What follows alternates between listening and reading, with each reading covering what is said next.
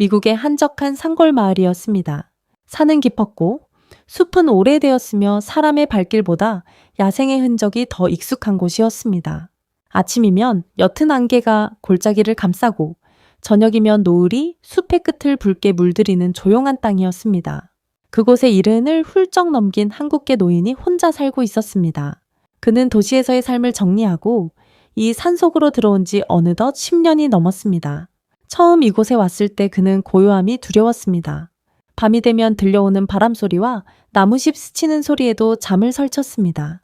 그러나 세월은 사람을 적응하게 만들었고 그는 점점 이 산의 리듬에 익숙해졌습니다.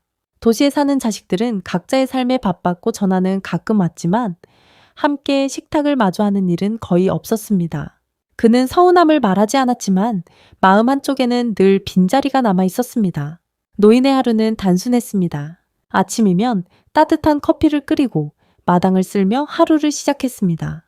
장작을 패고 텃밭을 둘러보고 오래된 라디오에서 흘러나오는 음악을 들으며 시간을 보냈습니다. 그의 곁에는 항상 진돗가의 한 마리가 있었습니다. 그 이름은 백구였습니다. 백구는 노인의 그림자처럼 따라다녔고 산책을 나갈 때도 장작을 옮길 때도 늘 몇 걸음 뒤에서 조용히 지켜보았습니다. 노인은 자주 말했습니다. 이 녀석이 내 자식보다 낫다. 웃으며 던진 말이었지만 그 안에는 진심이 담겨 있었습니다. 백구는 마치 그 의미를 이해하는 듯 노인의 손길에 고개를 기댔습니다. 그날도 평소와 다르지 않은 오후였습니다. 햇살은 따뜻했고 바람은 느긋하게 숲을 스쳤습니다. 노인은 도끼를 들어 장작을 내리쳤습니다. 나무가 갈라지는 소리가 고요한 공기를 울렸습니다. 그 순간 숲 쪽에서 낯선 소리가 들렸습니다. 나뭇가지가 부러지는 묵직한 소리였습니다. 백구의 귀가 번쩍 섰습니다. 몸이 긴장으로 단단해졌습니다. 노인은 그 변화를 처음에는 대수롭지 않게 여겼습니다. 왜 그러냐고 가볍게 물으며 다시 장작을 들었습니다. 그러나 숲의 어둠 사이에서 거대한 형체가 천천히 움직였습니다. 처음에는 그림자처럼 보였지만 점점 분명해졌습니다. 그것은 야생곰이었습니다. 몸집은 상상 이상으로 컸고 검은 눈이 마당을 향해 고정되어 있었습니다. 거리는 불과 10m 남짓이었습니다. 너무 가까웠습니다.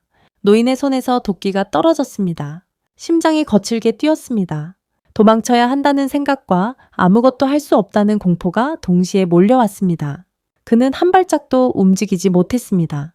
그때 백구가 노인 앞을 막아섰습니다. 난개에 으르렁거리며 작은 몸을 고추 세웠습니다. 그 모습은 마치 결심한 병사처럼 단단했습니다. 곰은 앞발을 천천히 들어 올렸습니다. 굵고 날카로운 발톱이 햇빛을 받아 번뜩였습니다. 위협이었습니다. 공기의 흐름이 멈춘 듯 정적이 흘렀습니다. 백구는 한 발짝도 물러서지 않았습니다.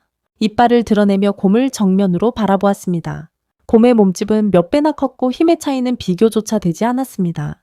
한 번의 공격이면 끝날 수도 있는 상황이었습니다. 노인의 숨이 거칠어졌습니다. 백구야 하고 외치고 싶었지만 목소리는 목구멍에서 막혔습니다. 곰은 천천히 더 다가왔습니다. 숨소리가 들릴 만큼 가까워졌습니다. 백구가 짖었습니다. 짧고 단단한 경고의 소리였습니다. 곰이 포효했습니다. 숲이 울리고 새들이 날아올랐습니다.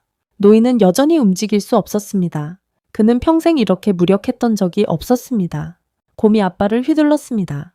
흙이 튀고 마른 낙엽이 공중으로 흩어졌습니다. 백구는 피하지 않았습니다. 오히려 더 앞으로 나섰습니다.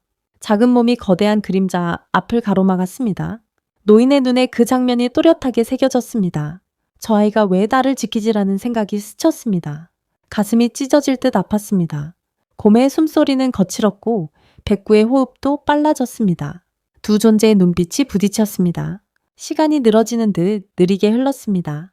노인의 손은 떨렸고 다리는 굳어 있었습니다. 곰이 다시 앞발을 들어 올렸습니다. 이번에는 더 높이 치켜들었습니다. 발톱 끝이 햇빛에 번쩍이며 위협적으로 빛났습니다. 백구는 낮게 몸을 낮추고 방역할 준비를 했습니다. 짧은 순간이었지만 그 안에는 생과 사의 긴장이 응축되어 있었습니다. 곰이 한 걸음 더 다가섰습니다. 노인은 뒤로 물러나려 했지만 발이 땅에 붙은 듯 움직이지 않았습니다. 백구는 계속 짖었습니다. 그 소리는 두려움보다 결의에 가까웠습니다. 마치 이 선을 넘지 말라는 선언 같았습니다. 곰이 순간적으로 앞발을 내리쳤습니다. 흙이 튀고 공기가 갈라지는 소리가 났습니다. 백구는 재빨리 옆으로 비켜섰다가 다시 정면을 막았습니다. 노인의 심장은 귀에서 울릴 만큼 세게 뛰었습니다. 몇 초가 몇 분처럼 길게 느껴졌습니다. 곰은 마침내 한 발짝 물러섰습니다. 그리고 다시 멈추었습니다.